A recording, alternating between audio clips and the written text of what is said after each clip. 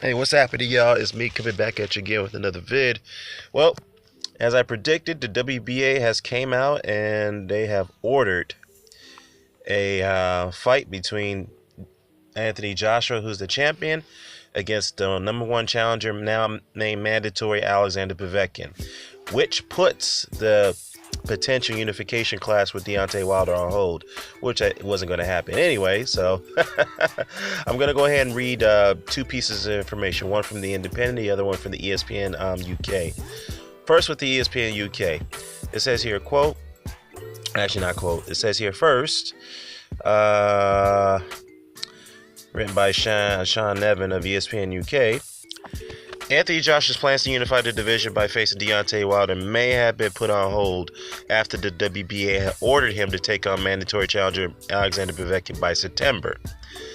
Joshua won the WBA strap last year by knocking out Vladimir Klitschko at Wembley to win the then vacant title, but he now looks set to defend both of those belts as well as the IBF belt and a newly claimed WBO title against the Russian. Let's see here.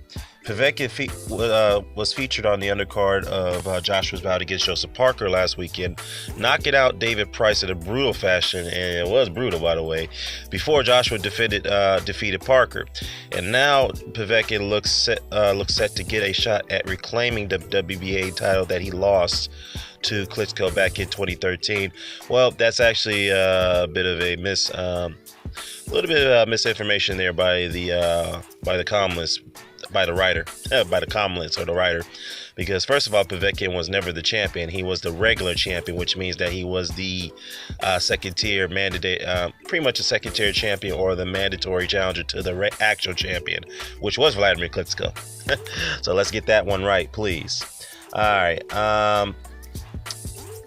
Ryan Bitsky, World of Boxing Promotions, which is based in Russia, by the way, had something. He commented about this on his Twitter page. He said here that, quote, Povetkin is now the mandatory challenger at Anthony Joshua, and he has been appointed by the WBA, which he tagged Joshua in this post. Now, there are 150 days to arrange the fight, and it must take place. Before the night with Sasha, Joshua has no right to fight anyone else. We have 30 days to negotiate at Eddie Hearn. And he tagged Eddie Hearn. That shows they're very serious about this too. So no step-aside deals based off this language right here. Wow. Unless Eddie Hearn can use his negotiation tactics to somehow, some way to put the fight off. But let me get into that in a little bit. But let me finish the rest of this article here. Now, with the mandatory challenge being set, Joshua and his camp will either need to fight Povetkin next, agree to a step-aside deal, which could see the Russia face Dillian White, which he has already came on record saying that he will not face Dillian White, or vacate the regional belt, which I don't understand. How could he vacate his regional belt? However, Povetkin says that he has his only eyes for Joshua. Okay, he says, your quote, I am the obligatory, damn, I'm having a hard time pronouncing these words. Forgive me, y'all. I just woke up this morning. I am a obligatory challenger for the championship fight. All right. I really look forward to the moment when I can fight with the strongest in the world.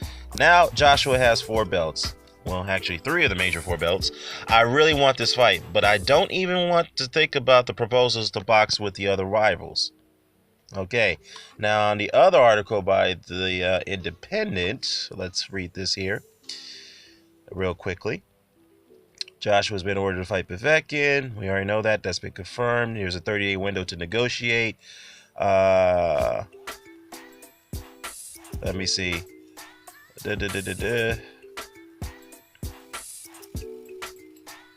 We have a 30, which means it's like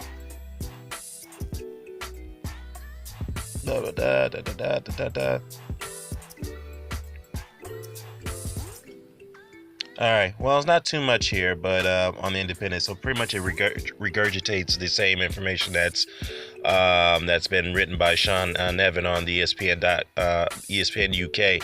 But I will say this though. Um, Again, Povetkin's team seem very adamant about this. They're not. There's no signs of them willing to accept a separate style deal. Which, however, can hey, things can change. Eddie Hearn can make a deal that's so enticing to where Ryan Bisky and Povetkin will step aside for Joshua to make a voluntary defense of his title, which they already have penciled in Jarrell Big Baby Miller, which has yet to be made official, by the way. But we all know there are signs of that being penciled in for August. But if they don't accept the step aside deal, they can more likely call for a purse bid rather than go through the negotiation process, which is going to be within the first 30 days of.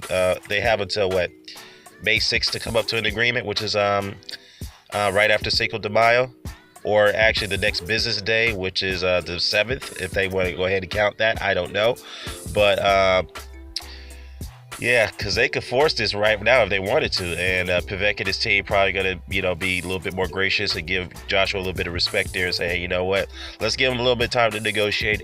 If they don't negotiate, then we're gonna call the purse bid, which they could do, and then they're really gonna back Joshua and Hearn into a corner here. Now, some people are gonna look at this and say, you know what? Joshua and his team, Hearn is gonna vacate because they don't like to do purse bids if it has to come down to this. I will say this though, I think Joshua has more pride in that, even though he has been getting a little bit of flack from certain people, but by certain critics, I should say. But I think he has more pride in that. I think he is willing to defend his title against Povetkin, even if it has to take place in Russia, which pretty much it will happen. From the looks of it, this fight is going to happen in Russia unless Hearn can work his magic somehow, some way to have the fight in the UK. Which I don't see, but we'll see. We'll see how this plays out. But I think Joshua has more pride in that. I think he will defend his title against Povetkin. However, Eddie Hearn will be the guy who will decide on that, if it makes sense business-wise to go ahead and defend that title Russia against Povetkin. But I really just don't hope that. I really hope that he doesn't vacate his belt, because we really need an undisputed champion. I know the Wilder shot's not going to happen anytime soon, even though people keep talking about that. Some people believe it's going to happen in the fall of this year. But let's just keep our fingers crossed on this. But however, this is I knew this news was going to come eventually, so this really backs Joshua into a bit of a corner now, and things are going to get tougher for him, especially in his young pro career. So he's going to have to make a decision which is best for him. Either he's going to defend his title, which I think he will, or he's going to have to vacate, so that way he don't have to go through this ordeal of going through the purse bid and going through this negotiation process. So we'll see how him and her response to this. Let me know what your thoughts are. I'm out.